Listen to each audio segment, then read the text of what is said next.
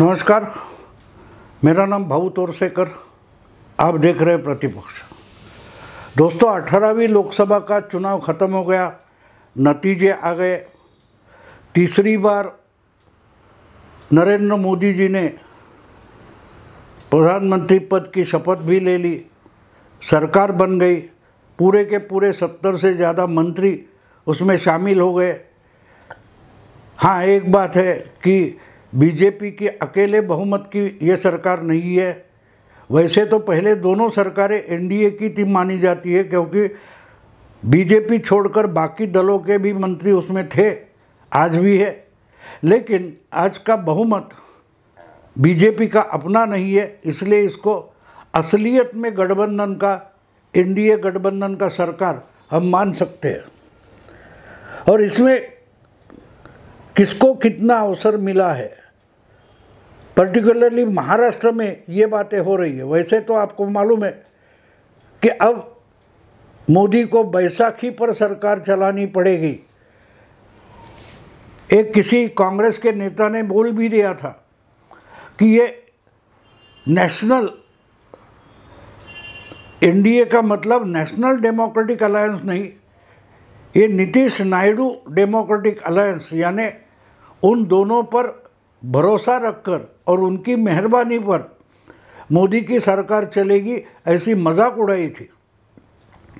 लेकिन पहले ही दिन, शपथ विधि के दिन और समय, मोदी जी ने दुनिया को दिखा दिया कि वो डिपेंडेंट नहीं है। वो डिपेंडेंट नहीं है, बल्कि जिन पर डिपेंडेंट है ऐसा बोला जाता है, वही दो नेता और उनकी पार्टियां मोदी जी पर या बीजेपी पर डिपेंडेंट है। यही इसका निष्कर्ष हम निकाल सकते हैं, क्योंकि 72 में से 60 मंत्री अकेले बीजेपी के हैं। और इसलिए बीजेपी ने अपने मित्र दलों से छल कपट किया, ये भी चर्चा आहिस्ता आहिस्ता शुरू हो गई है। पहले बोला जाता था कि मित्र दलों के बैसाखी पर मोदी को सरकार चलानी पड़ेगी, और अब बोलते हैं कि ये सब मोदी की बैसाखी या बीजेपी के मेहरबानी पर सरकार में बैठे हैं, और जो कुछ टुकड़े फेंके हैं उस पर इनको चुपचाप बैठना पड़ेगा। ये दोनों तरफ से बोला जाता है। राजनीति और पत्रकारिता ऐसी ही चलती है। तो इसलिए जो कुछ नतीजे आए उसके बारे में हमें सोचना ज़रूरी है। जो नतीजे आए उसके बाद जो कुछ बातें महाराष्ट्र में चल रही है, मुझे उस पर बोलना है। अचानक क्या हो गया कि 5 साल पहले के चुनाव में जिस कांग्रेस पार्टी को महाराष्ट्र की 48 में से सिर्फ 1 सीट मिली थी, वो कांग्रेस पार्टी आज सबसे बड़ी पार्टी बनकर उभरी है। महाराष्ट्र में 48 में से 13 सीटें कांग्रेस को मिल गई है, यानी 12 सीटों की बढ़ोतरी कांग्रेस पार्टी के खाते में हुई है। दूसरे नंबर पर शिवसेना और बीजेपी है। बीजेपी को 23 सीटें थी, उसमें से 9 बची है, और शिवसेना की भी 9 सीटें आई है, जिनकी 16 सीटें थी, 18 सीटें थी। तो शिंदे के साथ और उद्धव के 9 मिलकर 16 सीटें आ गई। एनसीपी की 4 सीटें थी, उनकी 8 हो गई। तो ये जो कुछ आया है, उसके बाद हर पार्टी अपने अपने अंदाज में विधानसभा के चुनाव में बातें करने लगी है। कल तक तो कांग्रेस के पास बोलने के लिए मुंह नहीं था, इसलिए महाविकास आघाड़ी में उद्धव की पार्टी सबसे बड़ी मानकर 48 में से 21 सीटें उद्धव को दे दी गई थी। और कांग्रेस को मालूम था ये 21 सीटें ले सकते हैं, लेकिन उतनी जीत नहीं सकते। लेकिन अगर शिवसेना उद्धव ठाकरे गुट के मदद से कांग्रेस अपनी ताकत बढ़ाए, तो वो फायदा कांग्रेस ने देखा था और वो फायदा उठाया, क्योंकि 17 सीटें लड़कर कांग्रेस ने 13 जीत ली। और यही उद्धव कभी समझ नहीं पाए कि ज़्यादा सीटें होने की ज़रूरत नहीं है। जो सीटें अपने हिस्से में आएगी उसमें से ज़्यादा सीटें कैसी जीत पाते हैं, इसको इम्पोर्टेंस होता है। वो उद्धव कभी नहीं समझ पाए, कांग्रेस समझ पाई।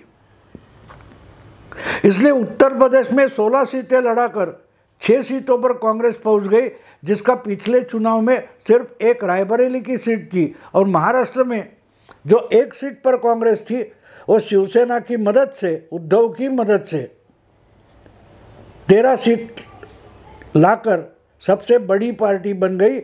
और उसके दम पर अब उद्धव को उसकी औकात दिखाने की कोशिश कांग्रेस की तरफ से शुरू हो गई है।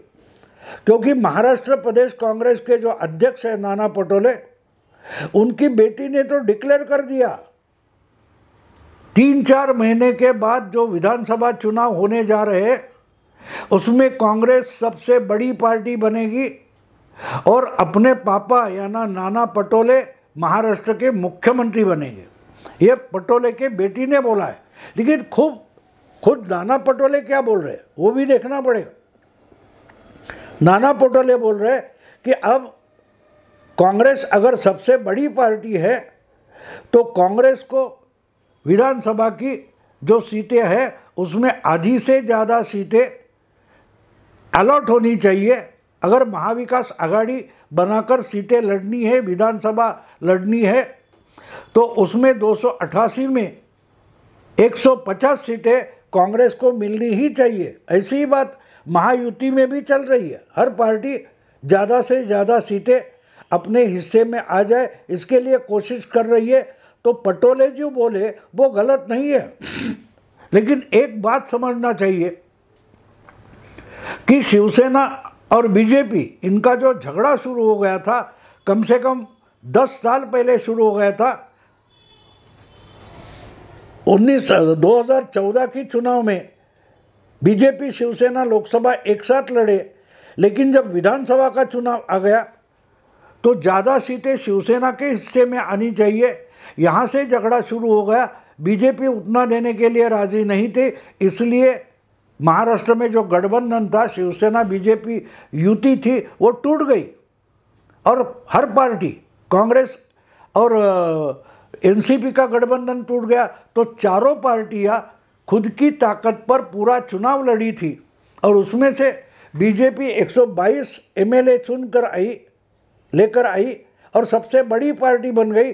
तब से पिछले लोकसभा चुनाव तक बीजेपी ही महाराष्ट्र की एक नंबर की पार्टी रही। 2014 और 2019 के लोकसभा चुनाव हो, 2014 या 19 के विधानसभा चुनाव हो, बीजेपी लगातार 4 चुनाव में सबसे बड़ी पार्टी बनकर उभरी थी। और ये चुनाव लोकसभा का ऐसा आ गया कि बीजेपी दूसरे नंबर पर ढकेल दी गई और कांग्रेस फिर से महाराष्ट्र में 13 सीटों के लिए सबसे बड़ी पार्टी बन गई। और यही तो इतिहास है, यही इतिहास है। पिछले कम से कम 45-50-60 साल में हर बार कांग्रेस मृत्यु पंथ का रुख करती है और उसको कुछ विरोधी पार्टियां हाथ देकर बचाती है, नई संजीवनी देती है और कांग्रेस उठकर खड़ी हो जाती है। 77 में खुद इंदिरा गांधी हारी थी, लेकिन जनता पार्टी बनके जो इकट्ठा हुए थे वो एक दूसरे में झगड़े करने लगे। उनमें से किसको सपोर्ट देकर किसको विरोध करते हुए इंदिरा जी वापस बहुमत लेकर सत्ता में आ गई। तो मरी हुई कांग्रेस को जनता पार्टी बनने के समय से विरोधी दल के ही लोग संजीवनी देते आए और इसके लिए खुद मरते भी रहे। वो जनता पार्टी 77 में जिसने एक रिवॉल्यूशन लाया था, क्रांति लाई थी, वो जनता पार्टी आज बची तक नहीं है, नामो निशान तक नहीं है। लेकिन उस समय हारी हुई जो कांग्रेस थी वो आज भी जिंदा है, क्योंकि बार बार जब कांग्रेस की मौत सामने आकर खड़ी हो जाती है तो कांग्रेस की दुश्मन मानी जाने वाली पार्टियां ही कांग्रेस को एक नई संजीवनी प्रदान कर देती है। महाराष्ट्र की तो बात ऐसी है। 77 में जो कांग्रेस के खिलाफ लड़ने वाली अपोजिशन विरोधी दल थे महाराष्ट्र के, उसमें से सिर्फ बीजेपी बची है। बाकी जनता दल, जनता पार्टी, पीडब्ल्यूपी, ऐसे छोटे मोटे दल जिनको कांग्रेस मौत सामने आ जाती है तो सेक्युलरिज्म का हवाला देती है, और उस सेक्युलरिज्म के हवाले से ये बाकी छोटे दल कांग्रेस के साथ चले जाते, कांग्रेस उनकी ऊर्जा अपनी तरफ खींच लेती है और ये पार्टियां मर जाती है। यानी विरोधी दल की जो चेतना होती है छोटी मोटी पार्टियों की, ये उठाकर कांग्रेस उधारी की जिंदगी जी रही है, नहीं तो कांग्रेस 10-15 साल पहले ही मर जाती। तो इस समय ये हो गया कि वो तो पूरे दल जो सेक्युलर मानते थे एक एक करके मर गए, ख़त्म हो गए। आरपीआई हो, सोशलिस्ट हो, समाजवादी हो, जनता दल हो, क्या बोलते पीडब्ल्यूपी हो, ये तो मर गए थे। इस वक्त कांग्रेस को संजीवनी देने के लिए हिंदुत्ववादी उद्धव ठाकरे सामने आ गए। लगातार 2 लोकसभा 2 विधानसभा में वोटर ने, मतदाता ने जिस कांग्रेस को नकारा था, धुतकारा था, उसी को सत्ता में लाकर कांग्रेस ने, उद्धव ठाकरे ने बिठा दिया। और पहले ही चुनाव में उद्धव की कृपा से कांग्रेस फिर से महाराष्ट्र की सबसे बड़ी पार्टी बनकर उभर कर आई। नुकसान किसका हुआ? उद्धव ठाकरे का हो गया। नुकसान विरोधी राजनीति का हुआ। कांग्रेस तो संवर गई और अब कांग्रेस बोलती है कि हम ही महाराष्ट्र की सबसे बड़ी पार्टी है, इसलिए विधानसभा चुनाव होगा तो उसमें सबसे ज़्यादा सीटों का हिस्सा कांग्रेस को ही मिलना चाहिए। तो शुरू कहाँ हुए थे? बीजेपी और शिवसेना का, या बीजेपी और उद्धव ठाकरे का झगड़ा कहाँ शुरू हो गया था कि यूपी में कांग्रेस विरोधी राजनीति की लड़ाई में बड़ा भाई कौन होगा। तो बड़ा भाई तो विधानसभा का चुनाव होगा तो शिवसेना यानी उद्धव ठाकरे है, ये बीजेपी नहीं मानती थी, इसलिए उद्धव ठाकरे ने युति अलायंस तोड़ दी थी।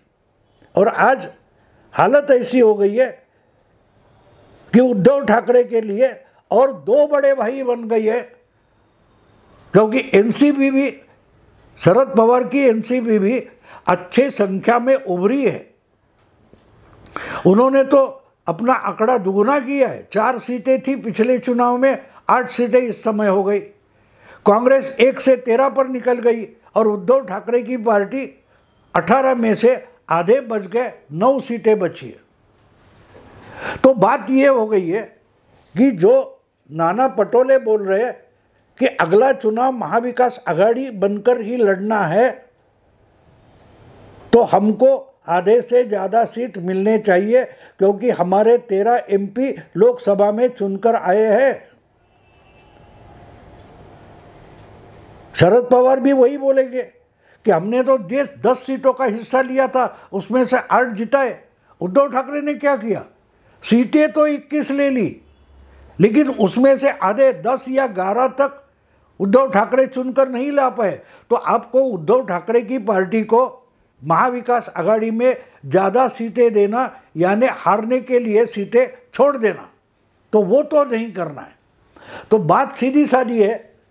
नाना पटोले हो अपनी भाषा में उद्धव ठाकरे जी को बता रहे हैं कि भैया, अगर महाविकास आघाड़ी में आपको रहकर चुनाव लड़ना है तो आपको कम से कम सीटों पर एडजस्टमेंट करनी पड़ेगी।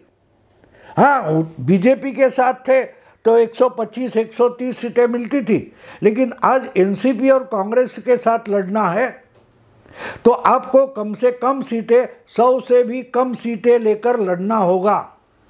अब देखिए, अगर 288 में कांग्रेस 140 मांग रही है तो कम से कम 130-135 तो वो वसूल करेगी, तो बचती है 150 के आसपास सीटें। तो उसमें शरद पवार कम से कम आधी सीटें के आसपास ले लेंगे।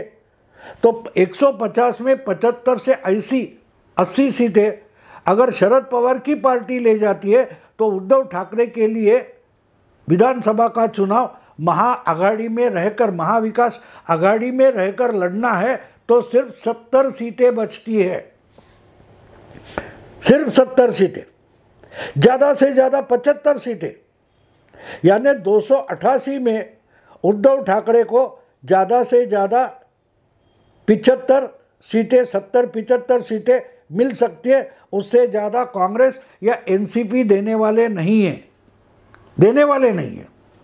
हाँ, पिछले चुनाव में हमने 130 सीट लड़ाए थे तो हमको तो इतने चाहिए, हमारे 56 आए थे। बोले कि ठीक है 56 आए थे ना, तो 70 और 14 दे रहे, 70 सीटें लड़ो। क्योंकि विधानसभा में, लोकसभा के चुनाव में उद्धव ठाकरे के 9 सीटें आई है, उसमें से आधे से ज़्यादा सीटें कांग्रेस की मेहरबानी से आई है। शिवसेना को, अखंडित शिवसेना थी उस वक्त, शिवसेना के ज़्यादा से ज़्यादा 20% वोट होते थे, उसमें से 13% वोट एकनाथ शिंदे लेकर गए हैं। एकनाथ शिंदे के कम उम्मीदवार चुनकर आए, 7 एमपी चुनकर आए, लेकिन 15 सीटें लड़ाकर एकनाथ शिंदे ने 13% वोट जुटाए हैं। और उसका मतलब साफ है कि शिवसेना के ओरिजिनल वोटर थे, उसमें से ज़्यादा 7 या 8% वोट उद्धव ठाकरे के खाते में आए। लेकिन महाविकास आघाड़ी की डिवीज़न हम देखते हैं तो उद्धव ठाकरे के खाते में कम से कम कुछ 17-18%, 20% के आसपास वोट दिखाई दे रहे। तो मतलब साफ है कि ओरिजिनल शिवसेना के अगर 7-8% वोट, ज़्यादा से ज़्यादा 9% वोट उद्धव ठाकरे को ओरिजिनल शिवसेना से मिले हैं, तो 10-11% वोट कांग्रेस, एनसीपी या बीगर शिवसेना के मिले हैं। और इसलिए अगर उद्धव ठाकरे महाविकास आघाड़ी से चुनाव लड़ना चाहते हैं तो ही ये बचे कुचे आधे से ज़्यादा वोट 10-11% उनको मिल सकते हैं, वरना नहीं मिल सकते, नहीं मिल सकते, क्योंकि वो उनके है ही नहीं। बहुत भारी संख्या में मुस्लिम वोटर जो था वो उद्धव के साथ आ गया, क्योंकि उद्धव महाविकास आघाड़ी से सबसे ज़्यादा सीटें लड़ा रहे थे, लेकिन वो कांग्रेस के साथ है, इसलिए मुस्लिम वोटर उद्धव ठाकरे की मशाल चुनाव चिन्ह पर वोट देता गया। अगर कांग्रेस के साथ नहीं रहेंगे उद्धव ठाकरे तो ये 10-11% जो वोटर है, जो ओरिजिनली शिवसेना का नहीं है, वो उद्धव से टूट जाएगा। मतलब साफ है कि विधानसभा चुनाव में उद्धव ठाकरे को महाविकास आघाड़ी के साथ रहना पड़ेगा, और जितनी सीटें एनसीपी शरद पवार की और नाना पटोले की कांग्रेस जितनी सीटें अलॉट करेगी उतने पर ही लड़ना पड़ेगा। और ये दो पार्टियां उद्धव को आज से औकात दिखाने की शुरुआत उन्होंने कर दी है, औकात दिखाने की कवायद शुरू हो गई है कि आपकी इतनी औकात नहीं है, क्योंकि जो शिवसेना का वोट शेयर था वो तो हमें मिलने वाला नहीं है, वो तो ज़्यादा से ज़्यादा 19-20% था, उसमें से 2/3 13% एकनाथ शिंदे लेकर गए। आपके पास शिवसेना के ओरिजिनल 7-8% बचे हैं, उससे तो ज़्यादा हमारे 2 गुना 3 गुना है। एनसीपी को कुछ 16% शरद पवार की पार्टी को मिले, 18-20% अगर कांग्रेस को मिले, तो वो लोग उद्धव के ओरिजिनल वोट जो है उससे भी 2 गुना या 3 गुना है। आज की लोकसभा की डिवीजन देखे तो दिखाई देता है कि 20% 18% जो कुछ है उद्धव के वोट बड़े हैं, लेकिन वो उद्धव के नहीं है, ओरिजिनल शिवसेना के नहीं है। तो कांग्रेस, एनसीपी और महाविकास आघाड़ी में उद्धव ठाकरे बैठे अभी तक इसलिए मिले। अगर उद्धव ठाकरे महाविकास आघाड़ी से निकल जाते हैं तो वो वोटर जो उद्धव के खाते में आज दिखाई दे रहा है वो तो रहेगा नहीं, क्योंकि उसको संभालने की औकात उद्धव ठाकरे की नहीं है। वही तो पटोले बोल रहे हैं कि 150 से ज़्यादा सीटें कांग्रेस को मिलनी ही चाहिए। मतलब उद्धव को जो सीटें पहले लड़ाते थे उससे भी आधी सीटें ही लड़ने को मिलेगी।